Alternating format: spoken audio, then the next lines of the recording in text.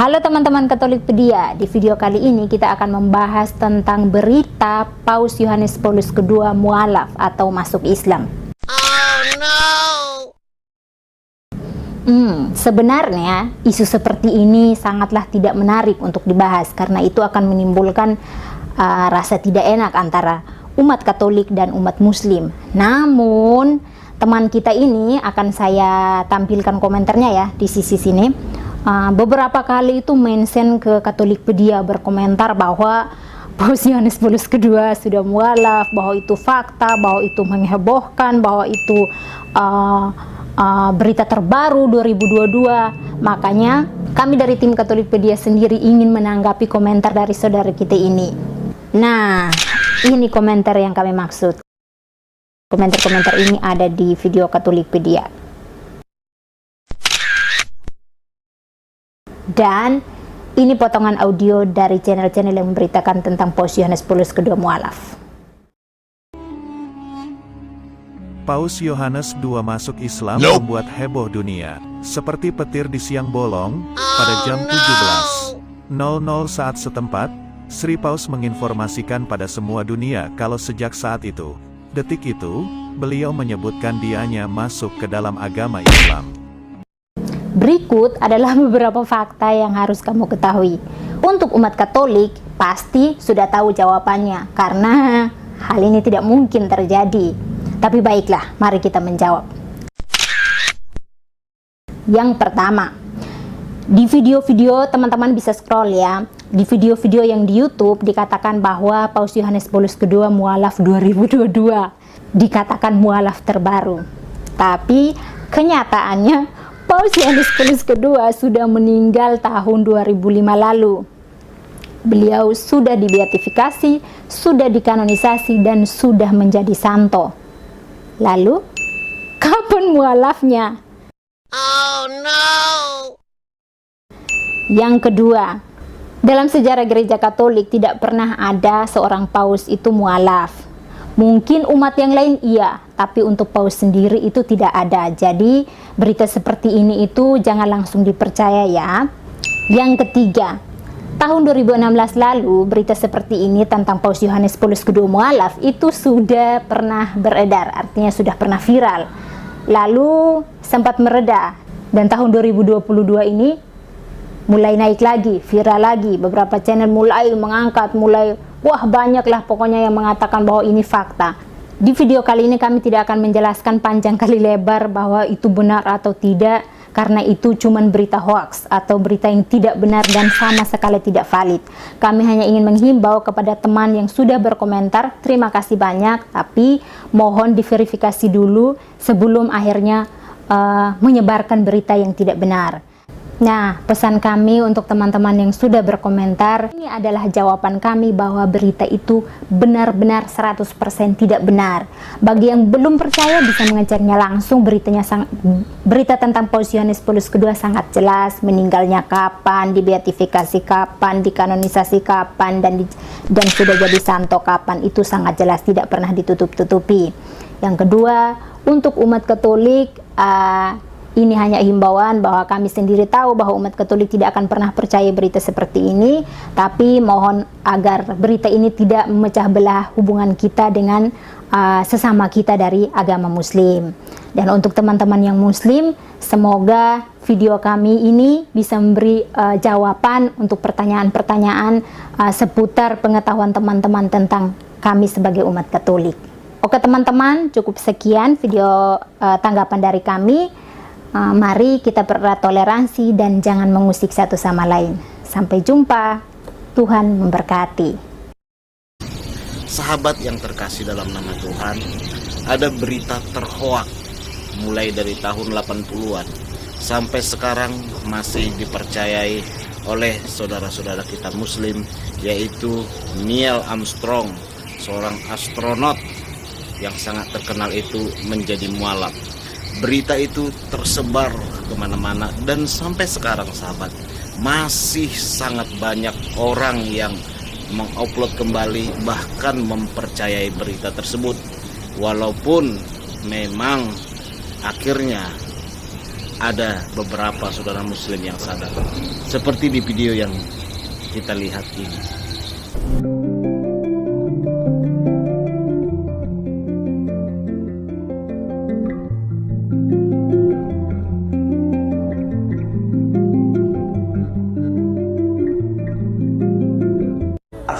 Astronot, tapi dalam satu hari dia dengar ada 5 kali suara itu ialah hayya 'alas salat, hayya 'alal falah.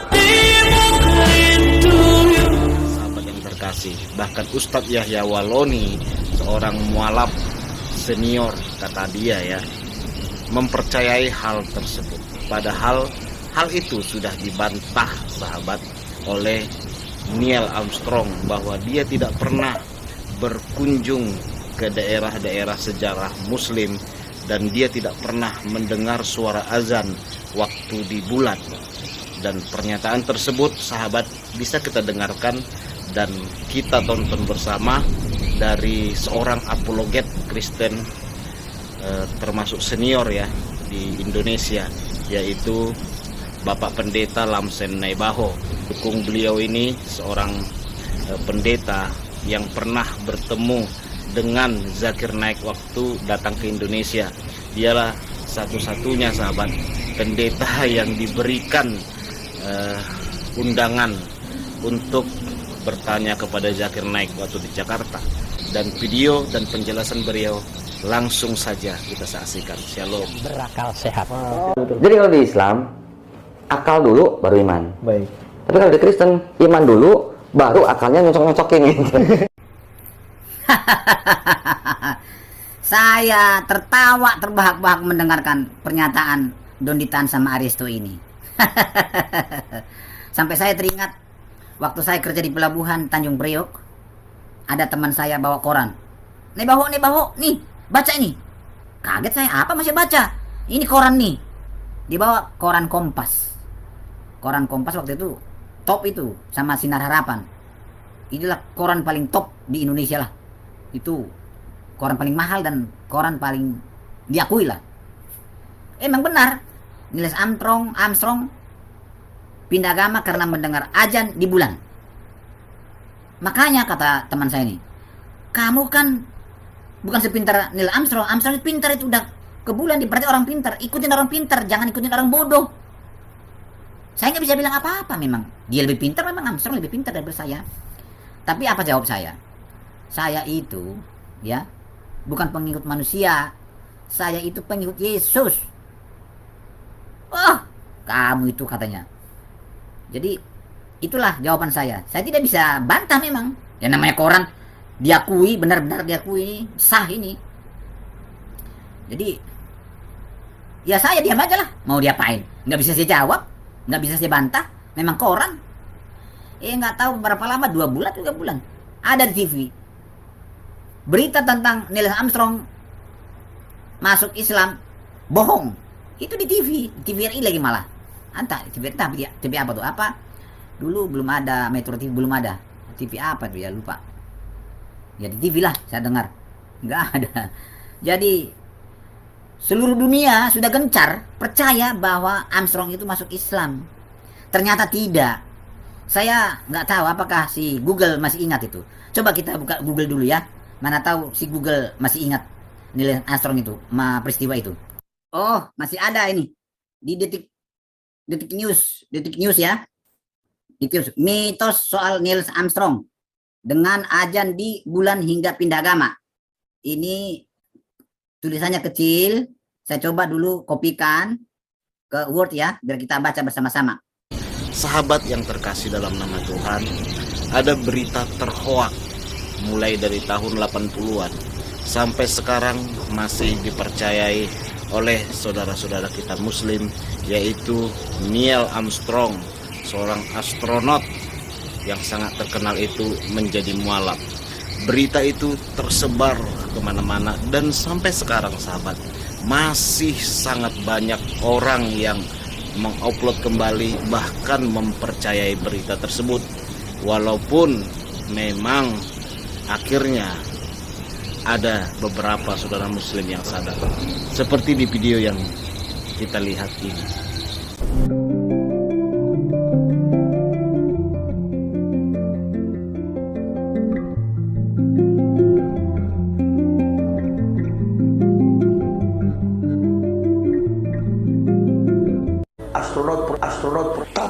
satu hari dia dengar ada 5 kali. Suara itu ialah hayya ala salat, hayya ala falah.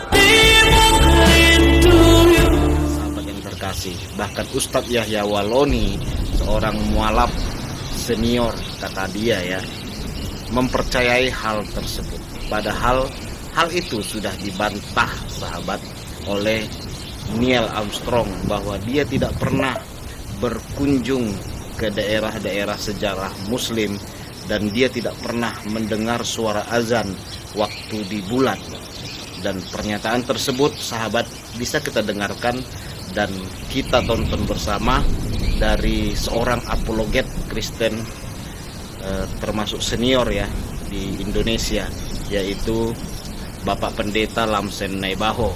Beliau ini seorang pendeta yang pernah bertemu dengan Zakir Naik waktu datang ke Indonesia. Dialah satu-satunya sahabat pendeta yang diberikan undangan untuk bertanya kepada Zakir Naik waktu di Jakarta. Video dan penjelasan beliau langsung saja kita saksikan. Shalom. Berakal sehat. Jadi kalau di Islam, akal dulu baru iman. Baik. Tapi kalau di Kristen, iman dulu baru akalnya nyocok-nyocokin gitu. Saya tertawa terbahak-bahak mendengarkan pernyataan Donditan sama Aristo ini. Sampai saya teringat waktu saya kerja di pelabuhan Tanjung Priok, ada teman saya bawa koran. Nih baho, nih baca ini. Kaget saya, apa masih baca? Ini koran nih. Dibawa koran Kompas. Koran Kompas waktu itu top itu sama Sinar Harapan. Inilah koran paling top di Indonesia lah. Itu koran paling mahal dan koran paling diakui lah. Emang benar, Neil Armstrong pindah agama karena mendengar azan di bulan. Makanya kata teman saya ini, kamu kan bukan sepintar Neil Armstrong. Armstrong itu pintar, itu udah ke bulan, berarti orang pintar. Ikutin orang pintar, jangan ikutin orang bodoh. Saya nggak bisa bilang apa-apa memang. Dia lebih pintar, memang Armstrong lebih pintar daripada saya. Tapi apa jawab saya? Saya itu ya bukan pengikut manusia. Saya itu pengikut Yesus. Oh, kamu itu katanya. Jadi itulah jawaban saya. Saya tidak bisa bantah memang. Ya namanya koran diakui, benar-benar diakui, sah ini. Jadi ya saya diam aja lah. Mau diapain? Nggak bisa saya jawab, nggak bisa saya bantah. Memang koran. Nggak tahu berapa lama, 2 bulan, 3 bulan. Ada di TV. Berita tentang Neil Armstrong masuk Islam, bohong. Itu di TV, TVRI lagi malah. Entah, TV apa tuh? Apa? Dulu belum ada Metro TV, belum ada. TV apa tuh ya, lupa. Ya di TV lah saya dengar. Nggak ada. Jadi seluruh dunia sudah gencar percaya bahwa Armstrong itu masuk Islam. Ternyata tidak. Saya nggak tahu apakah si Google masih ingat itu. Coba kita buka Google dulu ya. Mana tahu si Google masih ingat Neil Armstrong itu, peristiwa itu. Oh, masih ada ini. Di detik news ya. Mitos soal Neil Armstrong dengan azan di bulan hingga pindah agama. Ini tulisannya kecil. Saya coba dulu kopikan ke Word ya, biar kita baca bersama-sama. Kita baca. Ini saya copy dari Detikcom ini ya. Saya copy dari Detikcom. Mitos soal Neil Armstrong dengar azan di bulan hingga pindah agama. Ternyata isu itu bukan hanya tersebar di Indonesia, melainkan sudah menjadi semacam mitos di mana-mana. Media massa Amerika Serikat, CBS News bahkan menempatkan isu pindah agama itu sebagai mitos nomor 10 tentang Neil Armstrong. Tidak sedikit warga dunia yang mengetik Neil Armstrong dan Islam dalam kotak pencarian Google. Washington Post bahkan memuat tulisan yang membahas rumor bahwa Neil Armstrong menjadi mualaf.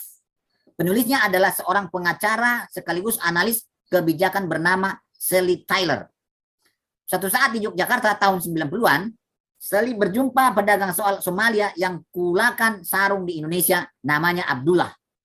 Saat Sally menilai suara azan di Yogyakarta dilantunkan dengan merdu, Abdullah lantas bertanya ke Sally soal apa benar Neil Armstrong juga mendengar azan di bulan sana? Mitos itu tersebar saat era pra-Android, pra-media sosial, di saat kebanyakan orang tak tahu bagaimana cara mengeja hoax dengan benar. Jadi belum ada Android itu, jadi orang tidak tahu mana hoax, tidak bisa beda-bedakan hoax mana yang benar. Ternyata isu pindah agama itu sempat bikin pemerintah Amerika Serikat bereaksi. Ya. Semua sudah dijelaskan dalam buku biografi karya James R. Hansen berjudul First Man, The Life of Neil Armstrong. Pada halaman 785 dijelaskan, rumor Neil Armstrong masuk Islam sudah demikian menancap kuat. Cerita-cerita ini terus diulang di seluruh dunia muslim, bahwa saat Armstrong ada dan Aldrin Edwin Buzz Aldrin berjalan di bulan, mereka mendengar suara nyanyian dalam bahasa yang aneh yang mereka tidak mengerti. Kemudian setelah mereka kembali ke bumi, Armstrong menyadari bahwa yang mereka dengar di permukaan bulan itu adalah azan, panggilan salat untuk umat muslim, tulis Hansen dalam bukunya itu. Rumor itu menyebut Armstrong kemudian pindah ke Lebanon dan mengunjungi tempat-tempat suci Islam, termasuk masjid di Turki yang pernah dikunjungi Malcolm X, tokoh muslim Amerika Serikat, untuk salat. Ini kayaknya seperti yang dikatakan Don Ditan, ada katanya ahli embriologi diundang ke diundang ke Arab sana untuk membuktikan, menyaksikan bahwa apa kata Al-Quran itu benar, katanya terjadinya janin di dalam perut wanita dengan segumpal darah, segumpal daging menjadi tulang belulang dibungkus daging lagi, seperti itu. Lalu, itulah yang dibenarkan. Jadi bukan sperma dengan sel telur yang bertemu, itu sperma menggumpal jadi darah menggumpal jadi daging menggumpal jadi menjadi tulang belulang, dibungkus tulang belulang lagi. Begitu katanya. Itulah yang diakui Don Ditan. Kita teruskan ini. Memang gampang Islam ini dibodoh-bodohin. Rumor itu terus meluas di awal 80-an. Armstrong merasa perlu mengklarifikasi. Ternyata tak hanya Armstrong, tapi juga pemerintah Amerika Serikat merasa perlu bereaksi atas rumor itu. Pada Maret 1983, Kementerian Luar Negeri Amerika Serikat mengirimkan pesan ke seluruh kedutaan dan konsultannya di negara-negara berpenduduk muslim. Begini surat itu. 1. Mantan astronot Neil Armstrong saat ini sudah hidup secara pribadi, telah menjadi subjek laporan pers di Mesir, Malaysia, dan Indonesia. Dan mungkin juga di manapun. Berisi dugaan bahwa dia berpindah agama ke Islam selama pendaratannya di bulan pada tahun 1969. Sebagai hasil dari laporan-laporan itu, Armstrong telah menerima banyak komunikasi dari kalangan perorangan maupun organisasi keagamaan Islam dan formulir penyelidikan sekurang-kurangnya dari satu pemerintah tentang kemungkinannya berpartisipasi dalam aktivitas Islami. Kedua, menekankan keinginan kuatnya untuk tidak menyinggung siapapun atau menunjukkan sikap tidak menghormati keagamaan apapun. Armstrong telah memberitahu Departemen Kementerian Luar Negeri Amerika Serikat bahwa laporan-laporan terkait kepindahan agamanya adalah tidak benar. Bila ada pertanyaan tentang hal ini, Armstrong meminta agar mereka yang bertanya diberi jawaban dengan sopan, namun meyakinkan bahwa dia tidak pindah agama ke Islam dan tak punya rencana atau keinginan untuk mengunjungi tempat-tempat di luar negeri guna mengikuti aktivitas keagamaan Islam. Namun klarifikasi Kementerian Luar Negeri Amerika Serikat tak cukup kuat untuk membendung rumor itu. Malahan, rumor itu semakin berkembang ke cerita yang baru lagi. Ada lagi cerita baru ini. Rumor selanjutnya menceritakan saat Apollo 11 menemukan bahwa bumi memancarkan cahaya. Memang benar demikian katanya. Sumber cahaya itu ternyata adalah Ka'bah di Mekah. Dan itu adalah bukti bahwa Mekah adalah pusat dunia. Ini sudah saya lihat YouTube-nya ini. Semua Islam percaya ini bahwa cahaya dari Mekah sana, dari Ka'bah itu mancar sampai ke bulan sana. Hanya itu pusat cahaya di dunia ini katanya. Itu ada juga saya lihat di, nggak bisa saya bantah. Memang orang saya nggak tahu apa kata mereka aja lah. Ternyata ini dibantah juga kan. Ternyata terbantah sekarang ini. Neil Armstrong menerima undangan-undangan dari negara-negara berpenduduk Muslim agar dia hadir di acara Islami. Undangan itu sering sampai ke Armstrong pada dekade 80-an. Armstrong merasa ini sudah saatnya dia berbicara langsung, bukan lagi melalui Kemlu. Kami mendapatkan rentetan kabar yang dibanjiri pertanyaan tentang hal ini, terutama dari dunia Islam, namun ada juga dari dunia non-Muslim. Yang terakhir kemudian bertanya kepada saya, ini tidak benar kan? Akhirnya kami memutuskan bahwa kami butuh acara resmi yang bisa diakses wartawan, kata Neil dalam buku itu.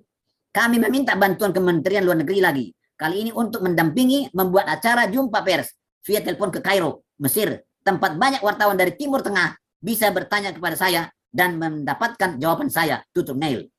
Ternyata usaha Armstrong tak mampu membendung beredarnya rumor-rumor itu sampai sekarang. Masih ada itu cahaya dari, itu masih tetap juga ada sih ya, dia kini Islam itu cahaya dari Ka'bah sana, dari Mekah sana sampai ke bulan, masih ada sampai sekarang, tidak ada dihapus-hapus itu. Buka di Google di YouTube, ketik itu cahaya dari Mekah itu ada itu. Bahkan pihak yang telah diberitahu bahwa isu kepindahan agama Armstrong adalah hoax kemudian beranggapan bahwa pemerintah Amerika Serikat tidak ingin pahlawan negaranya dikenal sebagai seorang Muslim. Jadi pikiran negatif lagi kan, jadi putar balik kan. Berarti negara Amerika Serikat tidak mau orang topnya disebut agama Islam. Apa ini pikiran seperti ini? Amerika Serikat dinilai ingin Armstrong menyangkal agamanya di depan publik. Suatu saat di pertemuan organisasi Pi Delta Theta di Universitas Purdue, Amerika Serikat, seorang putra profesor keturunan Timur Tengah menceritakan bahwa ayahnya menceritakan bahwa Neil Armstrong pindah agama. Anak itu kemudian bertanya, apakah kabar itu benar atau tidak? Saya katakan kepadanya, tentu saja kabar itu tidak benar. Bisa saya katakan, dia berpikir bahwa saya berbohong kepadanya. Dia tidak mempercayaiku. Dia telah yakin bahwa saya akan berbohong bila berbicara soal itu, kata Armstrong. Armstrong sadar, dirinya adalah orang terkenal, dianggap pahlawan, dan tidak semua orang bisa seperti dirinya, yakni menjadi manusia pertama yang menginjak bulan. Saking langkanya di dunia ini, Armstrong telah menjadi mitos. Wajar saja bila banyak kelompok ingin mengakui dan mengakuinya sebagai salah satu anggotanya. Banyak pula orang-orang yang tak dikenal Armstrong mengaku sebagai keluarga jauhnya. Itulah kira-kira cara berpikirnya teman-teman Islam ini. Lagi juga saya masih teringat dengan si Ponari, dukun cilik Ponari. Ini pun hebat ceritanya. Coba kita lihat dulu di Google. Masih ada nggak si Ponari ini? Oh, masih ada. Ingat Ponari, si dukun cilik yang viral 10 tahun lalu? Sempat kaya mendadak, kini jatuh miskin lagi. Ini nggak usah kita bacakan ya, saya ceritakan aja. Karena ini jelas saya ingat ini. Begini ceritanya. Ini si Ponari ini waktu masih kecil, ini sudah gede dia ini. Si Ponari ini katanya main-main di luar halaman rumahnya. Tuh ada petir. Di petir ini ada batu segenggam begini. Jatuh ke tanah. Diambil si Ponari, dibawa ke rumah sama neneknya atau kakeknya. Kebetulan tetangganya sakit. Dicelupkan batu ini ke gelas air putih, diminumkan kepada yang sakit ini, tetangganya ini. Sembuh. Inilah yang disiarkan sama si kakek atau si neneknya ini, si kakeknya ini. Sampai kemana-mana, viral ini. Belum ada YouTube, waktu belum ada, viral. Ribuan orang datang. Saking susahnya cari menemui si Ponari ini, air comberan pun, air comberan bekas mandian si Ponari, itu diambil jadi diminum orang. Itu saking hebatnya otaknya itu. Otak siapa itu saya nggak tahu lah. Kemana itu saya nggak ngerti itu. Percaya kepada batu. Jadi ini viral ini. Akhirnya dilarang oleh pemerintah, ditutup. Karena yang disiarkan adalah yang sembuh. Yang tidak sembuh, yang mati, nggak disiarkan. Inilah cerita si Ponari. Dan sangat banyak orang-orang gampang percaya tanpa melihat bukti dulu. Tanpa melihat bukti lah. Langsung percaya begitu aja. Pernah juga saya jalan-jalan, berjalan bareng dengan teman saya. Tahu-tahu dia tunduk, ambil kertas di jari jalan ini. Saya tanya, langsung dicium begini. Loh, kenapa kamu cium itu? Ini ada tulisan suci. Ternyata di situ ada tulisan Arab. Padahal itu bungkus pakpung oil, minyak kayu minyak angin, pakpung oil namanya. Itu kan buatan Cina, pakpung oil. Di situ ada tulisan Arab, tulisan India, tulisan Cina, tulisan Latin, ada di situ. Karena ada tulisan Arab, dia bilang ini tulisan suci. Dicium gitu. Lalu sampai di sana di rumahnya dibakarin kertas, taruh ke air putih, diminum sedikit, taruh ke sumurnya. Itulah saking yakinnya itu tulisan Arab itu adalah tulisan suci. Kita bangga menghafal Al-Quran tapi tidak memahami Al-Quran. Senang mengulang berbahasa Arab tapi tidak mengerti bahasa Arab. Suka membaca Al-Quran tapi tidak memahami maknanya. Akhirnya apa? Menjadi keledai. Masuk ke dalam Islam itu butuh satu syarat. Ya. Syaratnya syarat yang sebenarnya semua orang bisa melakukan. Syaratnya itu cuma menggunakan akal gitu. Jadi cerita tentang surga, neraka, siksa kubur dan sebagainya itu kan masuk dalam cerita sehari-hari melalui pendidikan keagamaan ini. Kita semua tidak pernah melihat orang disiksa di kubur, karena kita belum pernah masuk kuburan. Sehingga pernah ada, kapan ya pernah cerita tentang siksa kubur tuh? Saya bilang ada orang yang mengatakan ada siksa kubur. Sebagian ulama mengatakan tidak ada, karena yang menceritakan siksa kubur itu hanya hadis-hadis Nabi yang mungkin diragukan kebenarannya. Di Al-Quran memang nggak ada siksa kubur tuh. Jadi akhirnya ya saya katakan ya itulah pendapat, ada yang bilang ada, yang bilang tidak ada. Yang benar mana saya nggak tahu, yang saya juga belum pernah masuk kuburan kok. Itulah masalahnya sekarang kita lihat. Tanpa bukti ini tidak ada menyaksikan. Bagaimana tuh Donditan? Donditan, kamu percaya kepada yang tidak ada saksi, tidak ada bukti. Kamu bilang tadi otak dulu apa? Akal dulu baru iman. Bener kalau ini Islam yang bener. Kita hitung sekarang aja, penduduk dunia sekarang ini sekitar 8 miliar. Umat Islam itu hanya 1,5 miliar, minoritas umat Islam. 1,5 miliar itu dibagi 73 golongan. 72 masuk neraka semua, yang masuk cuma satu golongan, yaitu ahli sunnah wal jamaah. Dan ahli sunnah wal jamaah nanti dibagi lagi, ada Muhammadiyah, ada NU, ada segala macam. Nanti yang masuk mana nih? Nggak masuk akal cerita begitu tuh. Jadi kalau di Islam akal dulu baru iman. Baik. Tapi kalau di Kristen iman dulu baru akalnya nyocok-nyocokin gitu. Jadi untung saja ada Imam Bukhari katanya kan gitu, hadis. Imam Bukhari itu pernah mengecek, meneliti, mengurai, menganalisa, ya, mengklarifikasi dari teksnya, dari rawinya, sanadnya. Ini kata Fulan, dicek orangnya, coba jujur nggak orangnya. Ya ternyata bohong, coret kan gitu. Semua kan gitu. Itu sampai akhirnya setelah diseleksi yang lolos hanya 14.000 Sahih Bukhari itu. 600.000 hadis diseleksi secara cermat, kejujuran perawinya dan semuanya itu dalam 16 tahun. Yuk kita ngitung. 16 tahun. Hadisnya 600.000. Sob, mana kalkulatornya? 600.000 dibagi 16 tahun, berapa setahunnya? Sok hitung-hitungan dulu. Berpaham. Bagi 16 tahun. Berapa setahunnya tuh? 600.000 dibagi. Wes gampang, masih kenceng gak kita? 37.500. Nggak usah hafal kita, Bapak. Iya boleh? Iya. Nah, dibagi 12 bulan. 3.125. 3.125 setahun. Per tahun. Per tahun. Dibagi 600 360. bagi 12, satu bulannya dibagi 12. 30 hari. Dibagi 12 dulu udah kan? Iya. Jadi sebulan berapa? Dibagi 12.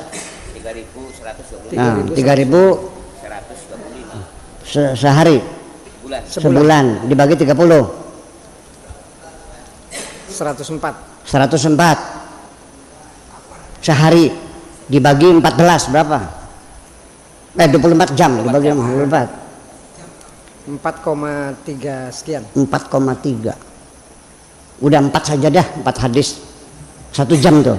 Berarti dia bisa menyelesaikan tugas 1 hadis dalam 15 menit selama 16 tahun. Aja ngakal boleh. Kapan naik ontanya, kapan ketemunya, kapan segala macam. Itu kan pertanyaan besar. Artinya selama 16 tahun tidak ada waktu makan, tidak ada waktu minum, tidak ada waktu tidur. Semua waktu digunakan selama 16 tahun itu untuk bikin hadis. Mana akalmu, Donditan? Mungkinkah begitu, Donditan? Akalmu kemana, Donditan? Akalmu kemana? Dulu saya dengan Gus Dur bicara seperti ini. Kata Gus Dur, ya memang begitu Pak Sakur. Saya ini beragama kayak pegang bara. Dilepas nggak boleh, dipegang saya sakit. Ya kan artinya. Oleh karena itu yuk sekarang kita berpikir. Jangan takut murtad dong.